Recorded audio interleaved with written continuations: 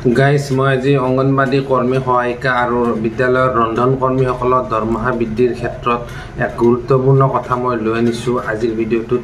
আপোনালোকে যদি চেনেলত মোৰ নতুনকৈ আহিছে তেন্তে মোৰ চেনেলটো ছাবস্ক্ৰাইব কৰি দিব আৰু ভিডিঅ'বোৰ শ্বেয়াৰ কৰিব যাতে সকলো ৰাইজে কথাখিনি গম পায় আপোনালোকৰ দৰমহাটো আপোনালোকে পোৱা উচিত নে অনুচিত। তো বলক ভিডিঅ'টো আজি আৰম্ভ কৰোঁ। নমস্কাৰ গাইজ, কি খবৰ আপোনালোকৰ? আশা কৰোঁ সকলোৱে ভালে কুশলে আছে। মই মোৰ ইউটিউব চেনেল নিউ ডিম ব্লগলৈ আপোনালোকক স্বাগতম জনাইছোঁ। আজিৰ ভিডিঅ'টো মই গাইজ লৈ আনিছোঁ অংগনবাড়ী সহায়িকা কৰ্মী আৰু লগতে বিদ্যালয়ৰ যিবিলাক ৰন্ধন কৰ্মী আছে সেইসকলৰ এতিয়ালৈ কোনো ধৰণৰ দৰমহা বৃদ্ধিৰ কোনো ধৰণৰ খবৰ অহা নাই। এই চৰকাৰে তেওঁলোকক কিয় এনেকুৱা অৱহেলাত পেলাইছে? তেওঁলোকে কাম কৰা নাই জানো? তেওঁলোকেতো ঠিকেই কাম কাজবিলাক কৰি যাই আছে আৰু কষ্টটো সমানে কৰি আছে। তেওঁলোকক কিয় এনেকুৱা সাধাৰণ এটা মানুহে কাম কৰিবলগীয়া হৈ আছে? আজিৰ ভিডিঅ'টোত মই সবিশেষ দেখুৱাম, গতিকে ভিডিঅ'টো স্কিপ নকৰাকৈ আপোনালোকে চাই থাকিব।